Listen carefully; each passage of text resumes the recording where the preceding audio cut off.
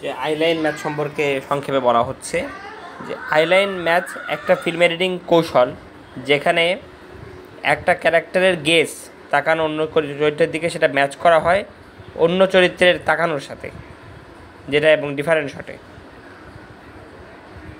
এটা আসলে ক্রিয়েট করে একটা সেন্স অফ কানেকশান অথবা বোঝাপড়া দুটো চরিত্রের মাঝে, যদিও তারা ডিফারেন্ট লোকেশনে থাকে।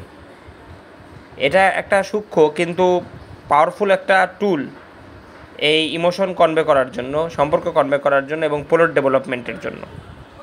অর্থাৎ আইলাইন ম্যাচ হলো একটি চলচ্চিত্র সম্পাদনা কৌশল যার মাধ্যমে একটি চরিত্রের দৃষ্টি অন্য একটি চরিত্রের দৃষ্টির সাথে মিলিত হয়, যদিও তারা বিভিন্ন শটে থাকে।